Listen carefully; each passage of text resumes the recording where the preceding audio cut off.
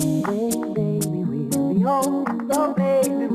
old and think of all the stories that we could have told. One day, baby, we'll be old. Oh baby, we'll be old and think of all the stories that we could. Salut tout le monde, c'est Psychologie. On se retrouve aujourd'hui pour un nouveau tutoriel sur Cinema 4D mais aussi Photoshop. Ça fait longtemps que j'avais pas fait de tuto.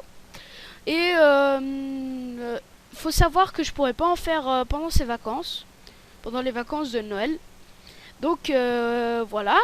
Aujourd'hui je vais vous apprendre, si on peut dire comme ça, à importer un logo. Donc n'importe quel logo d'une team ou comme ça. De Photoshop vers Cinema 4D. Donc ça, pour y mettre dans des animations ou comme ça peut vraiment bien donner.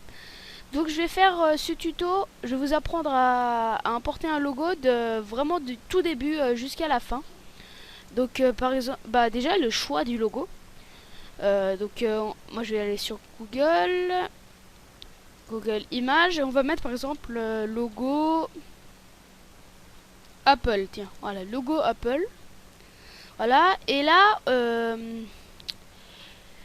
il faut que, je sais pas comment expliquer, il faut que l'image choisie n'ait pas de fond, donc elle ait ce soit un calque, je sais pas si vous voyez, mais en gros il faut que le fond soit blanc mais qu'il y en ait pas tout simplement.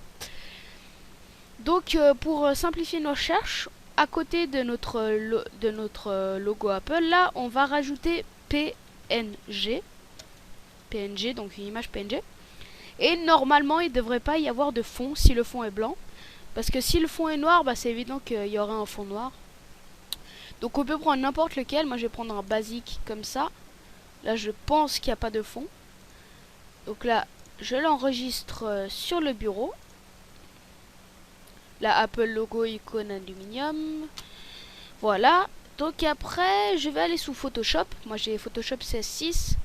Et je vais faire Photoshop, bien sûr, fichier ouvrir. Je vais aller sous mon bureau. Et je vais ouvrir notre logo Apple. Et là, si le fond est quadrillé comme ça veut dire qu'il n'y a pas de fond, donc c'est parfait. Donc là vous voyez qu'il n'y a pas de fond, c'est nickel pour ce qu'on veut faire. Et s'il y a un fond blanc ou de quelle couleur vous voulez, je sais pas, une couleur au bol, ça veut dire que ça pourra pas fonctionner. Donc pour ce tuto, on va devoir faire CTRL, donc on laisse appuyer CTRL et on va appuyer là sur la petite image. Donc il y a là un doigt avec un rectangle de sélection qui apparaît, donc on clique dessus. Et là, vous voyez qu'il y a des petits traits, des petits pointillés autour de notre logo Apple. Et si y a un fond sur cette image, ça va tout simplement prendre le tour du fond et ça va nous servir à rien d'avoir un carré sur Cinema 4D. Donc là, on va faire clic droit, convertir en tracé. Tolérance de pixels, on laisse, on met OK. Et là, vous voyez qu'il y a le tracé qui s'est formé autour de notre logo Apple. Si on va sous tracé, il est là. Donc, vous appuyez sur le tracé. Et vous mettez fichier exportation, exportation tracé vers Illustrator. Tracé de travail, vous laissez. Vous mettez OK et vous choisissez votre endroit. Par exemple, moi je vais rester sur le bureau. Je vais mettre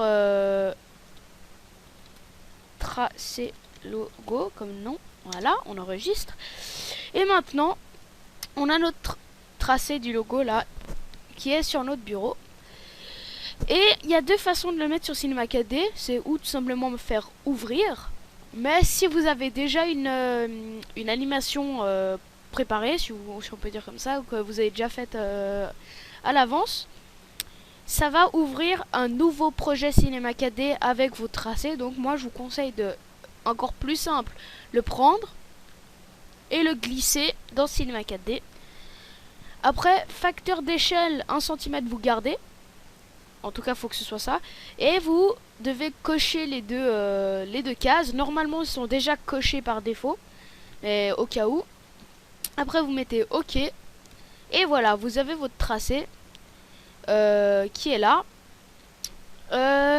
Donc dans la barre ici, vous voyez qu'il y a un objet neutre. Vous l'ouvrez et vous avez deux tracés. Donc le premier correspondant à la petite feuille et l'autre à la pomme.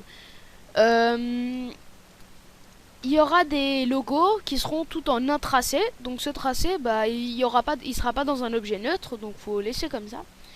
Et là, on va faire. Donc pour ceux qui ont vu mon tuto sur les NURBS, ils sauront à quoi ça va servir ce que je vais faire. Vous prenez une extrusion NURBS et il faut en prendre une par tracé. Donc si vous avez 5 tracés, vous prenez 5 extrusions NURBS. Et si vous avez un seul tracé comme un logo tout simple, et bah vous prenez qu'une seule. Vous glissez votre tracé dans les extrusions NURBS. Et là, vous voyez que... Ah oui, donc j'ai oublié de vous montrer quelque chose. C'est que là, c'est tout simplement des splines. Donc si on fait un rendu, on les voit pas. Et c'est pour ça qu'on va les glisser dans les extrusions NURBS. Ce qui va les mettre en 3 dimensions. Donc avec une épaisseur. On peut laisser cette épaisseur, mais si vous voulez changer, vous allez sous votre extrusion. Et dans mouvement, vous augmentez celui que vous voulez. Donc par exemple, moi je vais augmenter la profondeur. Sinon, il y a vers le haut ou le bas, donc la verticale, ou l'horizontale. Donc moi, je vais laisser ces deux paramètres à 0. Et le dernier, je vais mettre un 80 de profondeur. Donc voilà, il faut faire la deuxième pour tout. Donc pour le deuxième aussi. 80. Et voilà, vous avez votre logo Apple en 3D. Après, vous pouvez rajouter des petites textures. Moi, je vais faire un truc marrant. Je vais mettre la texture d'une pomme. Donc, on va faire un rouge avec une réflexion. Non, c'est pas ça que je veux. Fresnel à peu près 15%. On va mettre aussi du rouge pour donner un assez bel effet. Ah non, c'est là que je dois mettre du rouge. Je vais mettre rouge ici. Voilà. Non, ça va pas le faire. Excusez-moi. Ah, je remets du blanc. Et voilà, ça donne un effet assez joli. Et je peux changer la spécularité. Donc, je vais faire un truc qui pourrait ressembler à une pomme. Je vais essayer.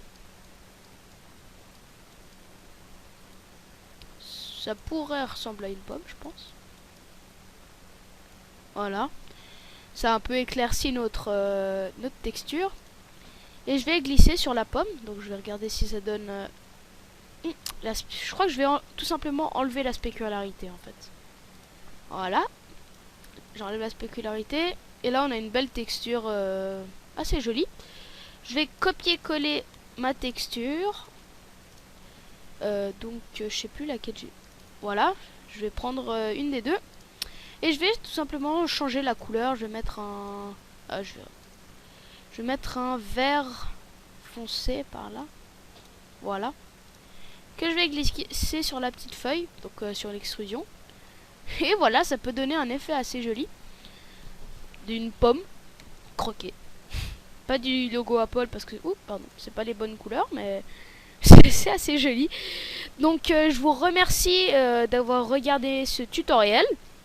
J'espère qu'il vous aura été utile parce que je pense que ça peut être très utile comme d'importer des logos comme ça. Je vous dis tout simplement à la prochaine pour un nouveau tutoriel et bonnes vacances. Ciao.